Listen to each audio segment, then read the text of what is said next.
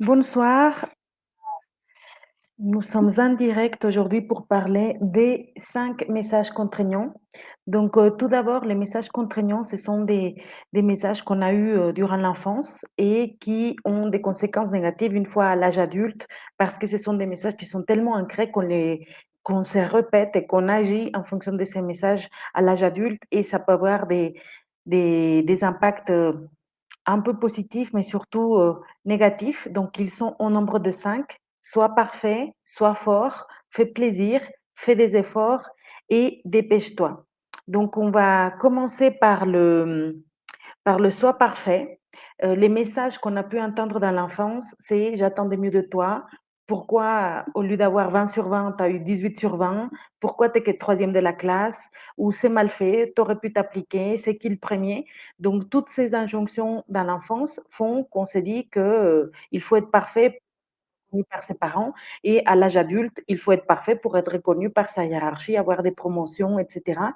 Donc, l'avantage de ces messages, c'est qu'on ça donne, voilà, des personnes qui font très attention aux détails, effectivement perfectionnistes, très engagées, consciencieuses. Le problème quand ça va trop loin, c'est qu'on devient très contrôlant, on a peur de l'échec, on pense que la vie, qu'on peut atteindre la perfection, sauf que c'est vraiment pas possible. Donc du coup, c'est juste pas possible. C'est juste pas possible et c'est pourquoi c'est important en en face de ce type de message, de pouvoir, se dire que la vie n'est pas la perfection, que c'est bien d'aller vers, quelque chose qui est bien fait, mais bien faire, c'est suffisant. Il y a pas besoin d'aller plus loin. La loi de Pareto, le 20-80, est aussi quelque chose qui peut être type des personnes qui ont cette injonction du soi parfait. Donc, quel est le 20% des actions qui va amener le 80% des résultats et se détacher de cette notion de perfection. Donc, une chose, c'est de chercher la perfection, mais vraiment juste, c'est pas possible et là où ça entrave beaucoup les personnes, c'est que, parfois, l'envie de vouloir bien faire ou très bien faire les choses empêche l'action. Donc on connaît très bien la fameuse phrase: «Il vaut mieux fait que parfait», parce que, voilà, quelqu'un qui est parfait, il veut tellement tout contrôler que c'est pas possible de pouvoir le faire. On va passer au deuxième message qui est le message: «Sois fort». Donc dans le «sois fort», les messages qu'on entend dans l'enfance, c'est: «Il faut être courageux, il faut faire des efforts, la valeur du travail, pour gagner plus, il faut travailler plus, hem, tiens, prends cette claque, tu sauras mieux pourquoi tu pleures». Bref, en tout cas, ou pleurer, c'est pour les filles, arrête de te plaindre, et cetera. Donc ici, dans le «sois fort», ça invite les personnes à ne pas montrer leur vulnérabilité, à ne pas montrer leurs émotions et ça donne quoi à l'âge adulte? Des personnes qui sont très réservées et à qui on demande comment tu te sens ou exprimer leurs émotions, connecter avec leur ressenti et leur intuition et ils sont complètement déconnectés avec ça parce qu'ils doivent être forts et ça donne quoi aussi en termes de conséquences négatives? Des personnes qui ne savent pas forcément déléguer ou qui sont coupées de leurs émotions, de leurs besoins, qui demandent pas d'aide. Ça aussi, c'est des personnes qui doivent être forts et qui doivent pouvoir faire eux seuls, très indépendants et voilà, donc c'est souvent des personnes aussi qui ont une grande, résistance au stress et l'ambition et qui contrôlent très bien leurs émotions. Mais comme je vous disais, tirer à l'extrême, ça vous empêche d'être, en lien avec vous-même. Donc ici, dans le soi fort, ce que des choses qu'on peut se dire, c'est que montrer sa vulnérabilité, montrer ses émotions, les exprimer, c'est humain. Donc on n'est pas des machines et faire ça n'est pas être faible, c'est juste être un être humain et c'est tout à fait OK. On va passer à un autre message contraignant qui est le, «dépêche-toi».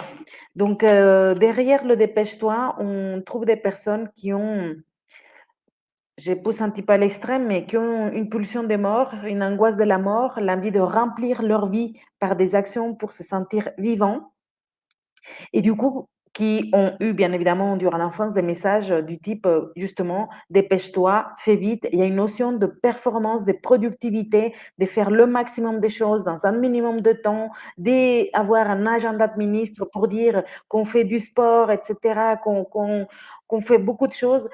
On valorise l'occupation et on valorise la vitesse. Donc, des personnes qui se heurtent aux meubles, qui se heurtent aux gens parce qu'elles parlent vite, elles font vite. Vous l'aurez compris, j'ai un petit peu ce message contraignant du dépêche-toi. Je marche vite, je parle vite et j'aime faire beaucoup de choses dans ma journée. Donc, voici quelques messages qu'on peut se dire pour contrer ça. Numéro un, je prends le temps dont j'ai besoin pour bien faire les choses. Il est acceptable de ralentir et de savourer le moment présent et je suis efficace et productive même en prenant mon temps. Le fameux less is more. Voilà. Maintenant, on passe je veux ajouter quelque chose, je ne l'ai pas dit tout à l'heure dans le message contraignant de fais l'effort. Je vais vous partager 3 messages pour contrer ces messages-là de fais l'effort. Numéro un, je mérite le repos et la relaxation. Je peux réussir en équilibrant travail et détente et mes efforts sont suffisants et j'ai le droit de me détendre. Encore une fois, cette notion de faire l'effort, c'est quelque chose qui aussi est antinaturel. Je ne veux pas dire arrêtez les efforts, ne valorisez pas le travail, ne mettez pas en place des actions, mais être en train de faire des efforts en continu, ce n'est pas naturel. Un petit poisson qui essaye de monter un arbre et qui fait beaucoup d'efforts, en fait, à un moment donné, il faut juste qu'il aille dans une rivière et qu'il puisse être à sa place. Donc voilà, petite parenthèse pour revenir au message de tout à l'heure. Et on va finir par un dernier qui est ne fait pas plaisir. Pardon, fait plaisir. Donc le dernier message, c'est fait plaisir. Qu'est-ce qu'on entend dans l'enfance pour les faits plaisir? Par exemple, on va chez mamie et on demande à l'enfant: «Est-ce que ça t'a plu la soupe de mamie?» «Non». «Si, comment ça t'a pas plu?» «Ah d'accord, oui, si, si, ça m'a plu». Donc on génère des personnes qui ne sont pas authentiques et qui ont pour but de plaire aux autres. Donc ça donne bien évidemment des personnes très sociables, très charismatiques, qui s'adaptent, qui ont beaucoup d'empathie, mais qui perdent leur authenticité, qui perdent, ce point de vue qu'ils peuvent avoir. J'étais complètement dans le fait plaisir avant de faire ma reconversion professionnelle. Franchement, authenticité zéro. Et c'était pas une envie de mentir, mais c'était une envie de plaire, une envie de performer, une envie d'être valorisée, appréciée, reconnue, etc. Donc, je disais oui à tout, je m'adaptais à tout, je voulais faire attention à comment bien écrire les mails pour blesser personne, dans quel ordre mettre les destinataires, comment s'habiller. Bref, le côté rentrer dans le moule, bah, à 10 000 %, donc perte d'authenticité totale et cette envie de valoriser quelque part plus les autres que soi-même. Donc ici, 3 messages pour contrer le fait plaisir. Numéro un, il est important de prendre soin de moi-même. Numéro 2, je peux dire non et respecter mes propres besoins. Et numéro 3, je suis responsable de mon bonheur, pas de celui des autres. Donc avec ces 3 messages, vous pouvez contrer cette envie et cet automatisme de vouloir faire plaisir aux autres. Voilà les 5 messages contraignants. Il y a des tests sur internet qui permettent de le faire. Donc si ça vous intéresse, contactez-moi ou tapez un commentaire dans le live et je pourrais vous envoyer le lien d'un test. Et je vous invite également, je mettrai ça dans les commentaires, je vous invite également à rejoindre mon groupe WhatsApp. Donc j'ai un groupe WhatsApp, où je partage du contenu exclusif à destination des cadres qui ne se projettent plus dans leur job et qui veulent, trouver, le métier qui leur correspond. Donc si vous voulez rejoindre ce groupe WhatsApp, je vous mets dans les commentaires le lien, vous n'avez qu'à cliquer et rejoindre le groupe et voilà, tout est anonyme, il y a que voilà, je mentionne même pas votre prénom, donc il y a votre numéro et je partage du contenu, d'une manière beaucoup plus proche avec les personnes qui sont dans le groupe.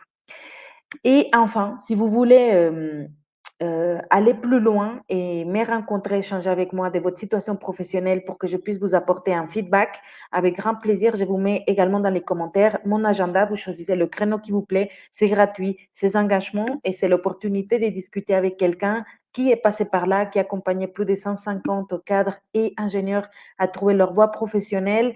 Je suis également coach carrière pour différentes grandes écoles comme l'INSA, l'ESSEC, AgroParisTech, etc. Donc, profitez de cette opportunité, de cette expertise pour vous aussi pouvoir gagner en clarté sur votre vie professionnelle, voir quels pourraient être les prochains next steps. Si je trouve qu'on peut travailler ensemble, je pourrais vous présenter la façon de continuer. Si je trouve que ce n'est pas pertinent pour vous, je pourrais vous aiguiller avec grand plaisir vers une autre personne, un séminaire, un livre, en tout cas quelque chose qui serait vraiment utile et spécifique à votre situation voilà, personnelle et professionnelle maintenant. Donc, je vais vous mettre tout simplement, avant d'oublier, dans les commentaires le, le lien et de mon agenda et celui pour rejoindre le groupe WhatsApp. Et avec ça, on aura fini. Hop, voici celui de mon agenda et celui du groupe. Je vous mets ça dans un instant. Il est là. Hop, du groupe.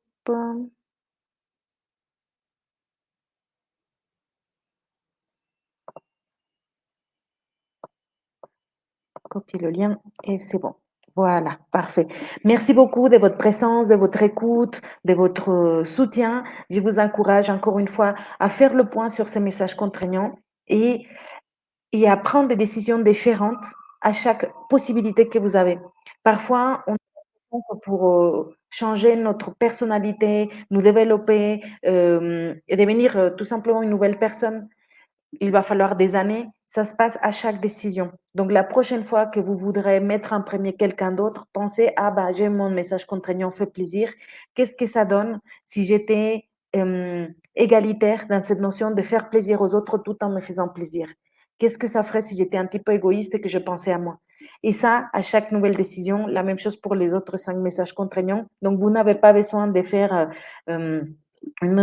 voilà, comment dire, de gros changements. Agissez petit à chaque petite décision de cette journée, d'aujourd'hui. Voilà. Qu'est-ce qui va faire cette petite différence? Et puis, si jamais vous retombez dans vos travers, ce n'est pas grave, on reprend tranquillement. On est indulgent avec soi-même et on s'améliore petit à petit pour nous rapprocher de cette version de la personne que nous voulons devenir. Je vous embrasse très fort. Encore une fois, merci beaucoup de votre écoute, de votre confiance. Rendez-vous dans le groupe WhatsApp et rendez-vous en tête à tête si vous le voulez via mon agenda. Ciao, ciao. Merci.